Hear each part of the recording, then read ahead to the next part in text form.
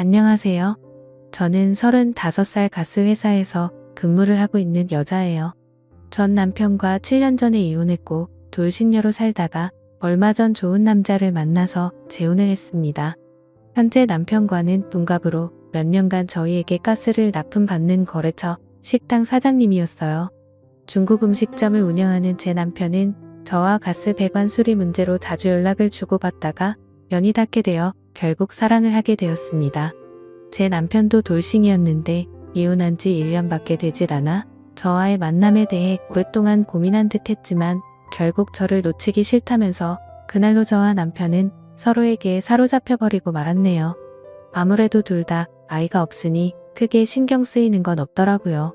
아무튼 그렇게 만남을 이어오던 중 한 번은 남편의 이혼 사유를 물어보니 술 기운을 빌려 괴로운 듯 말하더군요.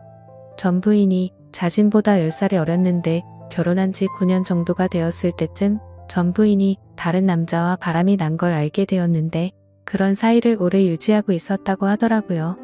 그래서 자신과의 아이를 갖기 싫어 했었던 걸 알게 되었답니다. 그런데 남편은 전 부인을 많이 사랑해서 웬만하면 가정을 지키고 싶어서 그런 모든 사실을 알고서도 억지로 참고 살았는데 집안 곳곳에 일부러 불륜 흔적을 남겨놓았다네요. 결국 더 이상은 못 참겠다 싶어서 이혼했다고 합니다. 그 말을 듣는데 진심으로 전 부인을 많이 사랑한 감정이 전해져 왔습니다. 사실 오래된 거래처 고객이다 보니 상품 홍보를 위해서 영업 직원과 몇 번 방문했던 터라 전 부인을 본 적이 있습니다. 두 사람이 얼마나 금술이 좋았는지 가게 안에는 아내와 같이 찍은 사진이 도배가 되어 있었고 가게 이름도 아내 이름을 따와 지을 정도로 각별한 부부의 모습을 봤었습니다. 그런 두 사람이 이혼을 하니 한 번씩은 다 수근수근 거렸고 저도 그중 한 명이었죠. 그런데 그랬던 제가 이 남자와 사랑에 빠질 줄 누가 알았겠습니까? 제 남편은 빨개진 얼굴로 제 손을 잡으며 말하더군요. 내가 원래 해바라기 같은 면이 있어. 한번 마음 주면 정 떼기 쉽지 않은데 이혼 이후로 유일하게 내 눈에 들어온 여자는 당신이라고 제게 고백을 했습니다. 새삼 심장이 쿵쾅대며 설레더군요. 진심인지는 모르겠으나 어쨌든 썩 듣기 나쁜 말은 아니어서 속아주는 셈 치고 남편을 받아들이기로 했습니다. 남편은 연애 초반부터 지금까지 항상 달콤하고 부드러운 남자였습니다. 하나부터 열까지 저를 아기 다루듯 감싸주고 보호해 주었어요. 아마도 어린 여자와 살았기 때문에 이런 습관이 몸에 익었나 보다 했죠. 왠지 모르게 전 부인에게도 이렇게 했을 것 같다는 생각에 질투가 나더라고요. 그리고 전 부인 이름을 본따서 만든 가게 상호명이 거슬렸던 저는 바꿔달라고 부탁했지만 남편은 가게 이미지와 홍보를 해둔 게 있기 때문에 바꾸긴 어렵겠다며 저를 설득하더군요. 제게 좋은 말로 웃으면서 얘기하는데 씁쓸했지만 남편의 말도 조금은 설득이 되었고 완고한 태도에 어쩔 수 없었습니다. 그렇게 남편과 저는 좋은 감정으로 만나다가 양가 부모님께 허락을 받았네요. 하지만 둘 다 재혼인 상황이어서 우선 혼인신고를 먼저 했고 결혼식은 조금 미루기로 했습니다. 결혼식만 올렸다 뿐이지 사실혼 관계였던 거죠.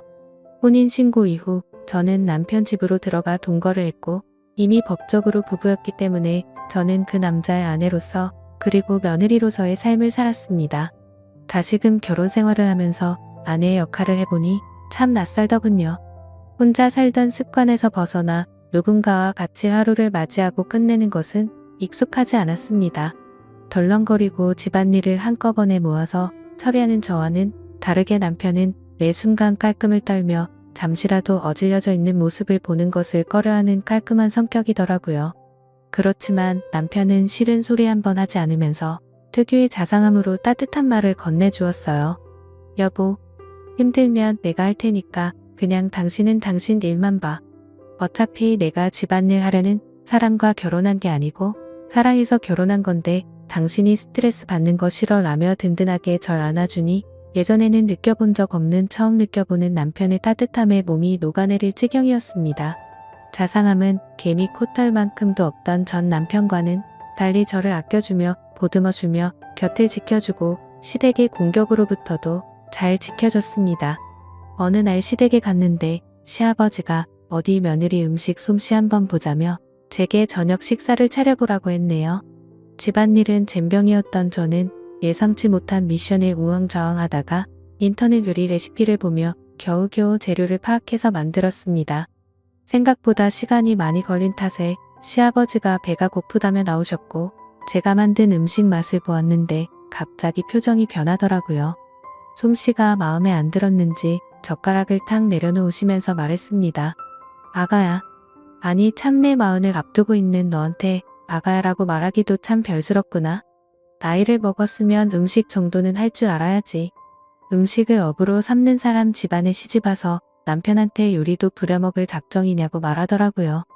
옛날 아가는 어린 나이였으니 가르치면 된다 라고 생각했는데 라고 중얼거렸습니다. 그러자 옆에서 시어머니가 시아버지에게 눈치를 주었지만 시아버지는 아랑곳 않고 제 면전에 대고 계속 나이 얘기로 제 상처를 후벼파면서 상처가 되는 말들을 쏟아내시더라고요. 그걸 보다 못해 남편이 한마디 하더군요. 그만하세요 아버지. 제 아내 앞에서 하실 말씀은 아니잖아요. 어딜 그딴 여자랑 제 아내를 비교하세요? 아버지께서 2번 다시 이런 말씀하시면 앞으로 다시는 찾아오지 않을 겁니다. 라며 통쾌한 사이다를 날려주었는데 얼마나 고맙던지요. 저런 아버지 밑에서 어떻게 우리 남편 같은 아들이 태어났는지 그야말로 놀랄 노자였습니다. 남편이 이렇게 나오니 저도 더 잘해야지 하는 마음이 커지더라고요. 전 남편과의 이혼 사유가 시댁과의 갈등이었던지라 재발 방지 차원으로 저는 긴장을 늦추지 않고 건성으로나마 그냥 아버님 성격을 내내 맞춰드렸습니다. 어색한 분위기 속에서 저녁 식사를 마친 후 어머니는 틀어져 버린 부자 사이가 마음에 쓰이셨는지 술상을 봐오셨습니다. 시아버지와 남편은 잔을 주고받으며 얘기를 나눴고 저는 시어머니와 부엌에서 과일을 먹으며 얘기를 하던 도중 깜짝 놀랐습니다. 사실은 얼마 전 맏며느리였던 아이가 우리를 찾아오지 않았겠니? 라고 말하더라고요. 다시 우리 아들이랑 합치고 싶다면서 도와달라고 무릎까지 꿇고 간절하게 말했답니다. 시아버지가 맏며느리를 싹싹하고 애교가 많아서 많이 예뻐했었다고 말하시더군요. 그러면서 시어머니는 바람난 며느리 난 그렇게 용서가 안 되는데 니네 시아버지는 전혀 아랑치 않고 사람은 누구나 실수할 수 있는 법이라며 달래기 바쁘더라고 라고 시어머니께서 귀띔을 해주시는데 어쩐지 식사 내내 저와 그 여자를 비교를 했던 거구나 싶었네요. 황당하고 불쾌해서 귀가 더러워지는 기분이었습니다. 바람은 실수고 음식 솜씨는 실수라고 봐주시기 어려웠던 건지 벼랑간 바람난 며느리 뭐 예쁘다고 비교질 해대나 싶었는데 이미 맏며느리의 수작질이 깔려 있었던 겁니다. 밤이 깊어가자 시부모님은 자고 가라고 제안하셨습니다만 저는 시아버지가 거북했죠. 그래서 저는 남편과 함께 집에 가겠다며 단칼에 거절했습니다. 저는 취한 남편을 대신해서 운전대를 잡았고 시부모님께 인사를 드린 후 차를 출발시키고 한참 주행하고 있는데 갑자기 남편이 속이 울렁거린다며 차를 잠시 세워보라고 하더군요. 남편은 내리자마자 속을 비워냈고 목이 마르다며 등을 두드리고 있던 제게 건너편 편의점에서 물 좀 사다 달라고 부탁했습니다. 저는 알겠다고 잠깐만 기다려보라고 말하고 편의점으로 가기 위해 파란불에 건널목을 건너던 찰나 브레이크를 밟는 소리와 동시에 그 자리에서 쓰러지고 말았습니다. 하필 신호를 지키지 않았던 차에 교통사고를 당하고 말았던 거죠. 남편은 술이 확 깼는지 놀라서 달려왔고 쓰러진 저는 병원에 실려가 온갖 검사를 마친 후에 입원을 하게 되었습니다.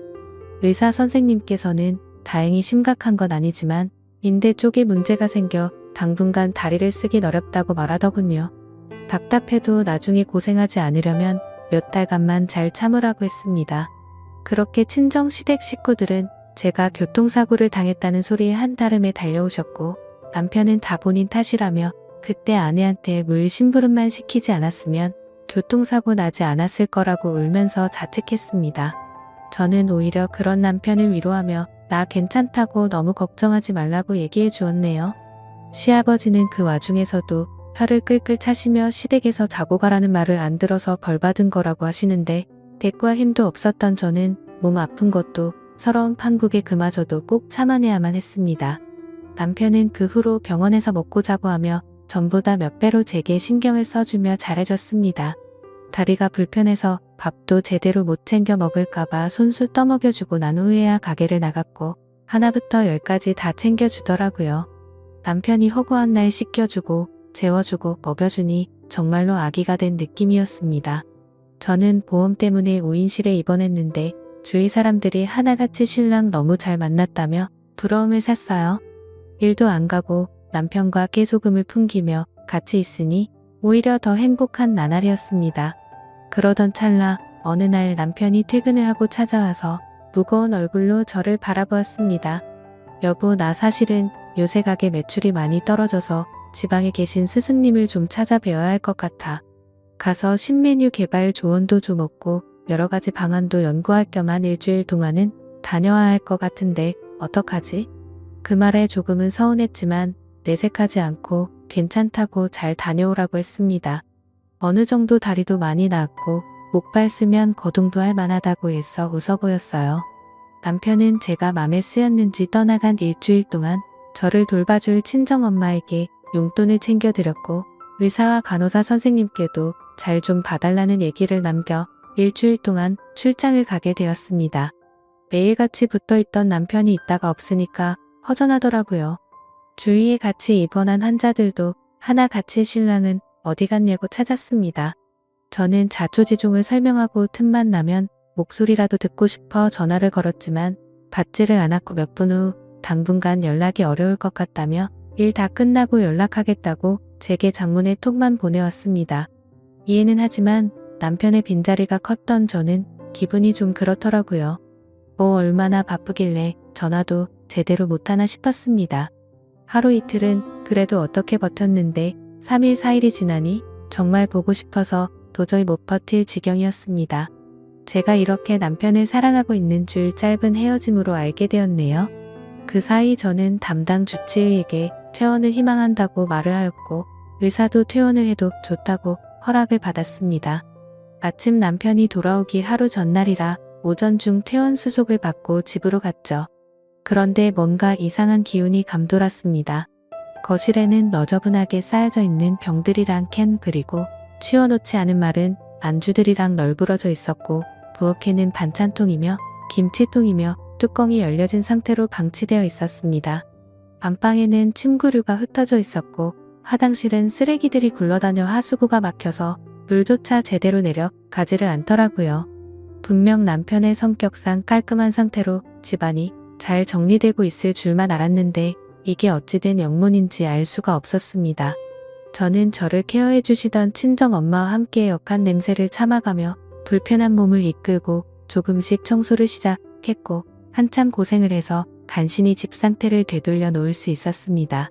저는 석연찮은 마음을 뒤로한 채 친정엄마를 돌려보냈고 혼자 침대에 누워 내일 올 남편을 깜짝 놀래켜주기 위해 이런저런 이벤트를 생각하고 있었는데 갑자기 새벽 2시쯤 도어락이 열리는 소리가 들리며 누군가가 들어오는 소리가 나더라고요.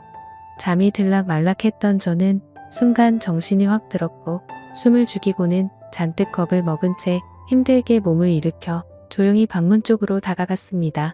자기야, 우리 집 이렇게 깨끗하게 청소하고 공항 갔었나? 라는 여자 목소리가 들리더라고요. 문을 살짝 열고 봤더니 그 여자는 몇 년 전 제가 봤던 전 남편의 부인이었습니다. 순간적으로 너무 큰 충격을 받았고 도대체 왜 제 남편이 전 부인과 함께 우리 집으로 들어온 거지라는 생각과 동시에 가슴이 두근대기 시작했었죠. 즉각적으로 안 좋은 예감이 들었습니다. 전 부인이 뺀질나게 시댁에 들더니 기어코 우리 남편을 유혹을 했나 싶어 숨이 막히는 기분이었습니다. 남편은 뭔가 꺼림직했는지 주위를 둘러보는 듯 하다가 이내 방을 향해서 오더라고요. 저는 순간적으로 저도 모르게 장롱 속으로 일단 급하게 몸을 숨겼습니다. 이내 안방 불이 켜졌고 그토록 그리웠던 남편이 제 눈앞에 들어오더라고요. 그런데 표정이 너무 어두워져 있었고 제가 알던 남편이 맞는지 의심스러웠습니다. 이내 방을 둘러보더니 촉이었는지 어딘가로 전화를 걸더군요. 여보세요? 김미나 환자 보호자 되는 사람인데 혹시 김미나 씨 퇴원했나요? 라고 묻는데 심장이 쿵쾅쿵쾅 떨렸습니다. 남편의 어두운 표정을 보고 있으니 뭔가 제가 죄를 짓고 숨어 있는 건가 싶고 두렵더라고요. 남편은 전화를 끊으며 앞에 있는 전 부인한테 말했습니다. 큰일 났어. 아무래도 우리 집사람 퇴원한 것 같아. 집안 청소 싹 하고 집에 없는 걸 보니 친정에 간 것 같은데 너 이제 돌아가. 그리고 내 뜻대로 일주일 동안 이별 여행 다녀왔으니까 완전히 우린 끝난 거야. 알겠지? 라며 전 부인의 어깨를 부여잡더라고요. 순간 판단력이 흐려지며 머리가 새하얗게 멍해졌습니다. 이별 여행? 이게 무슨 말인가요? 이별 여행이라니요. 다들 생각하듯이 남편은 일주일 동안 지방에 있는 스승님께 간다는 말은 거짓말이었습니다. 사실은 전 부인하고 일주일 동안 이별 여행을 갔다가 왔던 거였죠. 그것도 교통사고 나서 병원에 입원하고 있던 저를 내팽겨두고 말입니다. 그 말을 듣는데 배신감에 눈물이 나고 손이 부들부들 떨리더군요. 믿었던 남편의 배신의 치가 떨렸습니다. 남편의 전부인 아니죠. 남편의 상간녀는 남편에게 안기며 말하더군요. 오늘 하루만 더 자기랑 같이 있었으면 했는데 도움을 안 주네. 어쨌든 고마워 자기야. 내 부탁 들어줘서. 자기한테 미련이 남아서 예전 시댁에도 찾아가고 그랬는데 이걸로 만족할게. 그래도 마지막으로 보냈던 밤들을 영원히 잊지 못할 거야 라며 혼자서 무슨 비련의 여주인공이 된 건 마냥 남편의 곁을 울면서 스쳐 지나가더군요. 남편은 전 부인을 밖으로 내보내고 한숨을 내쉰 후에야 제게 전화를 걸었습니다. 그래서 저는 장롱에서 천천히 나갔죠. 그러자 남편은 엄청나게 당황해하면서 말하더라고요. 여보, 언제부터 거기 있었어? 당신이 왜 거기 있는 거야? 라고 심하게 말을 더듬는데 저는 제 휴대폰을 남편에게 확 집어 던지고는 울고 불며 난리를 쳤습니다. 야, 이 분리수거도 안 되는 쓰레기야. 어떻게 네가 교통사고까지 당한 날 내팽겨치고 전 부인이랑 여행을 다녀올 수 있어? 네가 짐승이지 사람이야? 어떻게 네가 나한테 그럴 수가 있어? 라며 숨을 헐떡거리며 울었습니다. 그러자 남편은 가슴 아픈 얼굴로 허울 좋게 저를 위로하며 달래더니 꼭 안아주면서 말하더군요. 미안해. 다 내 잘못이야. 사실 헤어진 전 부인이 당신이랑 만난 지 얼마 안 돼서 계속 나랑 재결합하자고 했었어. 내가 안 통하니까 우리 부모님한테도 찾아갔더라고. 그런데 내가 당신하고 결혼 약속까지 다 했는데 이제 와서 어떻게 배신을 해. 전 부인한테 한참 동안 여러 번 알라듣게 설명했는데 끝끝내 이별 여행 다녀오면 날 놓아주겠다고 하더라고. 그래서 어쩔 수 없이 다녀온 거야. 내가 당신을 사랑하니까 정말로 그 여자랑 다 끝내려고 이별 여행 간 거라고 말했습니다. 이별 여행을 다녀온 것도 다 저희 부부 사이를 위해서라고 합리화시키는데 대꾸할 가치도 없는 멍멍이 소리에 허탈함과 실망감까지 도저히 어떻게 할 수가 없겠더라고요. 어이가 없던 저는 물었습니다. 그럼 집안 꼬라지는 왜 이렇게 어질러 놓은 건데? 설마 나 입원하고 있는 사이 그 여자랑 우리 신혼집에 들어와서 산 거야? 남편은 우물쭈물 하다가 한참 고민을 하다가 말하더군요. 원래 전 부인이랑 6년간 살았던 곳인데 여기 집 구할 때 전 부인 친정에서 돈을 보태줬어. 전 부인 귀책 사유로 이혼하게 되면서 나한테 다 넘겼었는데 바람난 남자와 헤어지고 갈 곳이 없다며 찾아왔더라고. 그래서 당신이 입원하고 있는 사이 이 집에서 잠시 있게 해준 거야. 그냥 나도 모르게 좀 불쌍하더라고. 그래서 저는 지금 그걸 말이라고 하냐고 따져 물었습니다. 옛날에 그 여자 집에서 돈 좀 보태줬다는 걸 빌미로 나랑 신혼생활을 하고 있는 이 집에 그 여자를 들여 놓다니 말이 된다고 생각해? 그리고 그것만으로도 용서가 안 되는데 이별 여행까지 갔다니 말이 되냐고. 내가 만약 교통사고 안 났으면 어쩌려고 그랬냐? 이런 걸 보고 하늘이 도왔다고 하는 건가? 난 이들 절대로 용서 못해. 가만두지 않을 거야 라고 말했죠. 제가 속이 좁은 건지 모르겠지만 이딴 짓을 벌인 남편을 도저히 이해할 수가 없고 용서할 수가 없었습니다. 이별 여행 어디서 그럴듯한 말로 불륜지를 포장하는지 그따위 건 개나 주라 그래요. 그들에게 로맨틱했던 일주일의 시간을 아무것도 모르고 남편을 그리워하며 보냈던 걸 생각하니 더욱 울분이 치솟았습니다. 저는 악에 받쳐 소리를 지른 후 남편의 만류를 뿌리치고 자리를 박차고 나와 목발을 짚고 새벽 밤거리를 울면서 걸었네요. 여태 흘린 눈물 모은 것보다 더 펑펑 쏟았던 것 같습니다. 그토록 사랑했던 내 남자의 극단적인 행동에 충격을 받은 저는 친정집에 머물면서 결국 남편과는 시간을 갖자고 했네요. 남편은 틈만 나면 찾아와서 제게 당신이 생각하는 그런 일은 전혀 없었다고 싹싹 비는데 마음이 돌아선 저한테는 남편의 모든 행동이 믿음이 가지 않았습니다. 그러자 남편이 말하더군요. 그 여자랑 끝났다는데 왜 내 말을 믿지를 못해? 당신이 나 없이 살 수 있을 것 같아? 당신이 지금 날 못 믿고 이렇게 헤어지면 지금 나한테 이렇게 대한 걸 후회할 거고 그 여자처럼 날 다시 찾게 될 거야. 왜 여자들은 뻔한 행동을 계속하는지 모르겠네. 당신 나중에 그때 가서는 소용없어. 내 말 명심해. 그 뻔뻔한 말에 있는 정도 다 떨어지더라고요. 저는 결국 이혼을 감행했고 무턱대고 혼인신고를 빨리 한 탓에 빨간 줄만 하나 더 생겨버렸습니다. 남편이 그 이후로 어떻게 살고 있는지는 모르겠네요.